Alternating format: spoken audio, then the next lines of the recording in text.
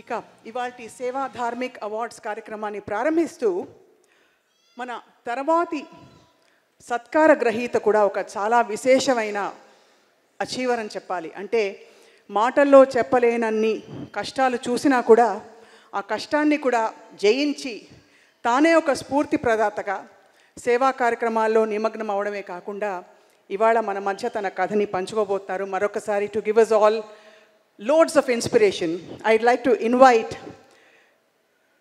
Miss Suji onto the stage, founder of Shraddha Foundation. Shraddha Foundation అంటే ఏమిటి అని అడిగాను. మామూలుగా ఏవి రూపంలో మనం వీరి ప్రయాణాలు చూస్తూ ఉంటాం, కానీ ఇవాళ సుజీ ఒక వ్యాఖ్యాత్రిగా కూడా మనకి సుపరిచితులు కాబట్టి వారిని నేరుగా వారి కథ చెప్పని అడిగాం. సార్. థ్యాంక్ యూ స్వప్న గారు. యాక్చువల్గా సుజీ గారు ఈరోజు అవార్డీ కాదు, మెయిన్ అవార్డు ఫంక్షన్ కొద్దిసేపట్లో స్టార్ట్ అవుతుంది. 4 అవార్డీస్ ఉన్నారు. అయితే ఆవిడ్ని TV9లో యాంకరింగ్ చేశారు, ఒక మంచి సెలబ్రిటీని. అలాగే ఉండి TV9 వాళ్ళు ఆవిడ్ని ప్యాన్ చేసి అంత అయిపోయినాక ఆవిడ డిజేబిలిటీ చూపించారు. ఇంత అమ్మాయి అంత అందంగా ఉంది, ఇంత మంచిగా యాంకరింగ్ చేసింది, ఏంటి అని తెలుసుకుందామని ఆమె దగ్గరికి వెళ్తే అప్పటికి 15 మంది పిల్లలకు ఒక అనాథాశ్రయం నడుపుతూ ఆ అమ్మాయి బెడ్ మీద పండుకొని ల్యాప్టాప్ ఇలా పెట్టుకొని చిన్న చిన్న హ్యాండీక్రాఫ్ట్ బిజినెస్ చేస్తూ, ఆ చిన్న షైర్ బిజినెస్ చేస్తూ ఆ వచ్చిన డబ్బులతో ఒక 15 మంది అనాథాశ్రమం నడుపుతుంది. అప్పుడు మా లెవెల్లో చిన్న చిన్న సహాయం 2 సార్లు చేశాం. చేసినాక మొన్న నేను వెళ్ళాను. మన స్వప్న గారు ఒకసారి అమెరికా ఉండి మాకు మిస్ అయిపోయారు, అమెరికా వెళ్ళి మీరేమన్నా కొంచెం యాంకరింగ్ చేస్తారా అంటే, అంకుల్ నేను ఫుల్ లెంగ్త్ చేయలేను, ఆ టీవీలో అంటే కెమెరా పెడతారు, కొంచెంసేపు రెస్ట్ ఇస్తారు, మళ్ళీ ఎలా చూపిస్తారు, మళ్ళీ రెస్ట్ ఇస్తారు, నేను ఫుల్ లెంగ్త్ చేయలేను అంది. అయినా ట్రై చేయి, మన స్వప్న గారిని గైడ్ చేస్తారు, కొంచెం అప్పుడప్పుడు చేయని చెప్పినాక నేను అవార్డుకి పనికిరానా అని ఒక క్వశ్చన్ వేసింది.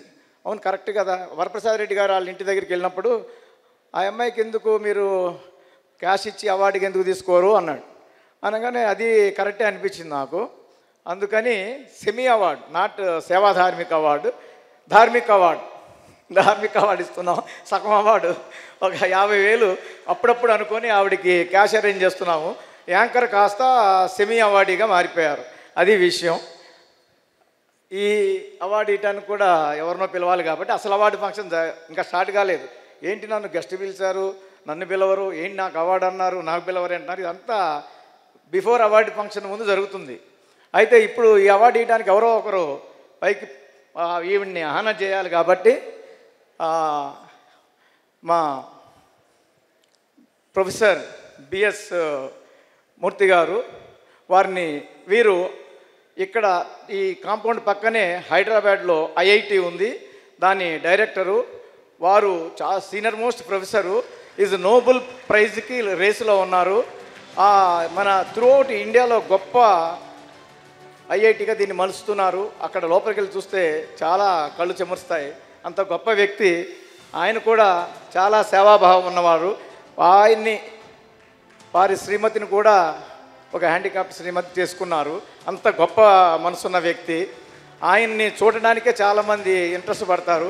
అలాంటి వ్యక్తి ఈరోజు గెస్ట్ కాదు మన ఇన్విటేషన్లో. నేను వస్తాను, నన్ను ఆవిడని హానర్ చేస్తాను అన్నారు. అప్పుడప్పటికి ఆవిడకి ఒక మెమోటో, ఒక 50,000 చెక్కు వారి ద్వారా అందిస్తున్నాం.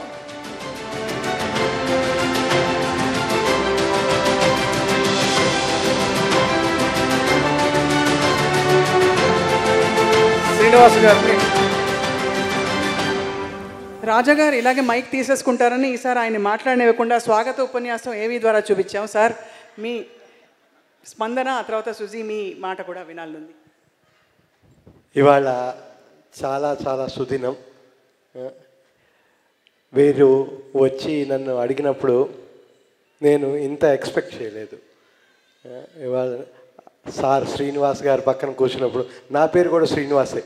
సో నేను చాలా చాలా అదొక భాగ్యంలాగా అనుకున్నాను. ఇలా సుజీ గారు, they are numerous inspirations to all of us. ఎక్కడెక్కడో చిన్న చిన్న ప్లేసెస్లోంచి పైకొచ్చి, ఎన్నో కష్టాల్లోంచి పైకొచ్చి అందరికీ స్ఫూర్తిగా నిలుస్తున్న ఇలాంటి వాళ్ళని మనము ఎంత కొనియాడినా చాలా తక్కువే అవుతుంది. సో ఇలాంటి వాళ్ళందరి మధ్యన నేను ఇవాళ కూర్చోగలగటం నా చాలా చాలా భాగ్యంగా భావిస్తున్నాను. Thank you very much. మీ అందరికీ ఏవైనా ఐఐటి హైదరాబాద్ పక్కనే ఉంది, ఏవైనా హెల్ప్ చేయగలదు అనిపిస్తే నేను అదొక భాగ్యంగా ఫీల్ అవుతాను. Thank you very much. Thank you sir, ధన్యవాదాలు సార్. సుజీ, మీ మాట వినడానికి అందరూ క్లోజ్ ఎన్కౌంటర్స్. అందరికీ నమస్కారం. First of all I'm happy Swapna గారు that I'm sharing stage with you. Swapna గారికి నాకు ఉన్న కనెక్షన్ నేను మళ్ళీ చెప్తాను. నా గురించి నా స్టోరీ షేర్ చేసుకోవాలంటే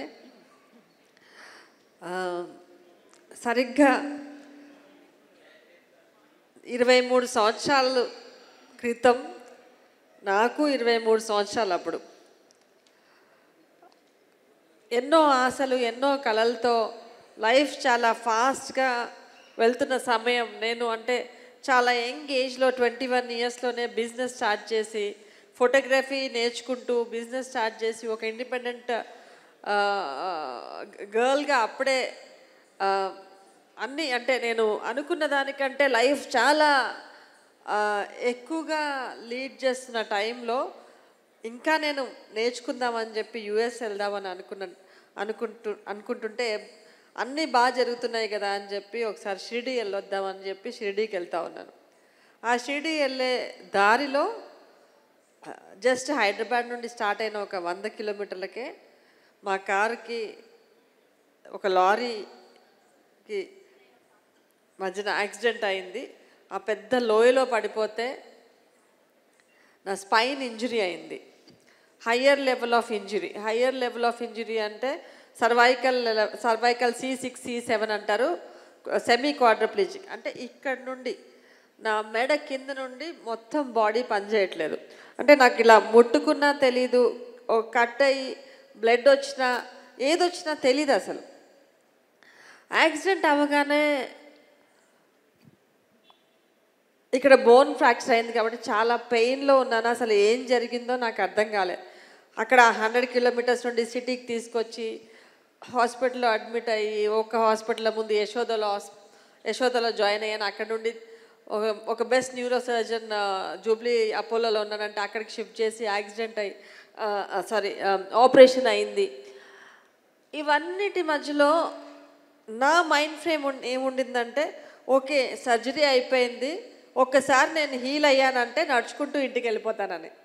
ఇదేదో షాకింగ్. ఆ షాక్లో నా బాడీ అంటే అంతకుముందు ఇలాంటి కండిషన్ నేను ఎప్పుడు విన్నది లేదు, చూసింది లేదు. ఏదో షాక్లో నేను మూవ్ చేయలేకపోతున్నానేమో ఏంటో అనుకున్నాను. కానీ మెల్లిమెల్లిగా అంటే ఐసీయూలో ఉన్నప్పుడు ఒక దాదాపు 25 డేస్ నేను ఒక సీలింగే చూడగలిగాను. అంటే ఒక పెద్ద ట్రాక్షన్ పెట్టిన హెడ్కి ఇక్కడ సర్జరీ చేశారు కాబట్టి ఒక సీలింగ్ మటుకే చూసారు. మెల్లిగా ఐసీయూలోంచి హెచ్డియూలోకి వచ్చినప్పుడు డాక్టర్స్ కొంతమంది ఒకలాగా, రిలేటివ్స్ ఒకలాగా. అంటే కొందరేమో ఒక నెల రోజుల్లో బాగైపోతావు, కొందరేమో 6 నెలల్లో బాగైపోతావు, కొందరేమో సంవత్సరంలో బాగైపోతావు అని చెప్తుంటే మెల్లిమెల్లిగా అసలు నా పరిస్థితి ఏంటన్నది అర్థమవుతూ వచ్చిందనమాట. కానీ సంవత్సరం పట్టింది నాకు నేను ఇంకెప్పటికీ నడవలేనని చెప్పి. ఐ థింక్ ఏ రోజైతే నాకు అర్థమైందో నేను ఎప్పటికీ నడవలేను, ఆ రోజు నా కొత్త లైఫ్ స్టార్ట్ అయింది. ఓకే నడవలేను, వాట్ నెక్స్ట్? ఉన్న దాంతో ద బెస్ట్ లైఫ్ నేను ఏం లీడ్ చేయగలుగుతానని ఆలోచిస్తూ స్టార్ట్ చేశాను. ముందు నాకు తెలిసింది ఏంటంటే ఫైనాన్షియల్ ఇండిపెండెంట్ ఉంటే, ఎప్పుడైతే నేను ప్రతిదానికి ఒకరి మీద డిపెండ్ అవుతున్నాను అంటే ఒక వాటర్ కావాలన్నా, లేకపోతే మధ్యరాత్రిలో నేను ఒక వైపు నుండి ఇంకో వైపు తిరగాలన్నా ఒకరు వచ్చి నన్ను తిప్పాలి. సో ఇంత డిపెండెన్సీ ఉన్నప్పుడు నాకు ముందు ఫిజికల్లీ నేనేమి దీన్ని మార్చలేను కాబట్టి ఫైనాన్షియల్ ఇండిపెండెన్స్ వస్తే చాలా లైఫ్ డిఫరెంట్గా ఉంటుంది అనిపించింది, ఇండిపెండెంట్ అవుతాను అనిపించింది. సో ఒక చిన్న టెక్స్టైల్ బిజినెస్తో నా బిజినెస్ స్టార్ట్ చేశాను, ఒక 2 వర్కర్స్తో. ఒక సంవత్సరంలో దాన్ని ఒక 20 మందితో నా బ్రెడ్ అండ్ బటర్ నేను ఎర్న్ చేసుకోవడానికి నేను సక్సెస్ఫుల్ అయ్యాను. ఈరోజు వెనక్కి తిరిగి చూసుకుంటే నా కండిషన్ ఏమీ మారలేదు, కానీ నేను ఒక బిజినెస్ ఆంటర్ప్రెనర్ అయ్యాను, ఒక టీవీ నేను యాంకర్ అయ్యాను, ఒక మోటివేషనల్ స్పీకర్ అయ్యాను, ఒక ఎన్జిఓ నడుపుతూ నాకు నేను సహాయం చేసుకోలేని పరిస్థితిలో మరొక 20 మందికి నేను లైఫ్ ఇస్తూ దాన్ని నడుపుతున్నానంటే నాకే నేను నమ్మలేకపోతున్నాను. ఈరోజు అంటే ఓకే, హెల్త్ ఇలా అయ్యింది కాబట్టి, హెల్త్ కాన్షియస్నెస్ మాకు ఎక్కువ ఉంటుంది కాబట్టి నాకు ఎప్పటి నుండో ఒక కోరిక ఉండేది, ఒక ఆర్గానిక్ ఫామ్ స్టార్ట్ చేయాలని చెప్పి. అది ఏదో చాలా దూరం కలలాగా అనిపించేది, కానీ ఈరోజు నేను ఒక ఫామ్ స్టార్ట్ చేసి ఆర్గానిక్ ఫామ్ రన్ చేస్తున్నాను. అంటే మనిషికి sky is the limit, whatever is the situation. మీరు dream big, you will achieve it. That's what I can say. Suji, there are many more unheard events and incidents in your life. మీ జీవితంలో జరిగిన చాలా సంఘటనలు ఇవాళ పంచుకోవడానికి సమయం లేకపోయినా, you are a living example of how you can rebuild your life no matter what. Thank you so much. She says sky is the limit. For people like her, sky is not even the limit. Okay? I always tell to many of my students and faculty, you are what you think you are. If you think you are small, you will remain small forever. If you think you are big, there is a possibility for you to be big. Thank you, madam. You are great. Good evening to everyone. Sir B.S. Murthy garu, Professor B.S. Murthy garu, IIT Director, Hyderabad. ఆయన గొప్ప వ్యక్తి ఏంటంటే ప్రపంచంలోనే one of the top సైంటిస్ట్లో మొదటి 3లో ఉన్న వ్యక్తే professor BS మూర్తి గారు. ఒకటి. రెండోది, ఆయన గొప్ప సైంటిస్టే కాదు, నేను చూసిన వాళ్ళలో గొప్ప మానవతావాది. ఈ married A disabled lady. And ఇంకోటి, ఇక్కడే పక్కనే ఐఐటి ఉన్నాయి, అక్కడ డ్రైవర్లెస్ కార్లు ఉన్నాయి, డ్రైవర్లెస్ బైక్స్ ఉన్నాయి, డ్రైవర్లెస్ సైకిల్స్ ఉన్నాయి.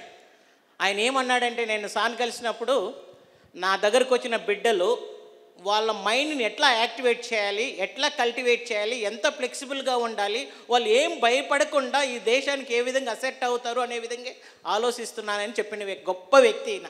అంటే ఐఐటి హైదరాబాద్లో నువ్వు ఏమన్నా చదువుకోవచ్చు, నీ కంప్యూటర్ సైన్స్ వచ్చినా కానీ నువ్వు సివిల్ కూడా చదువుకోవచ్చని చెప్పిన వ్యక్తి. Thank you sir. Thank you sir being here.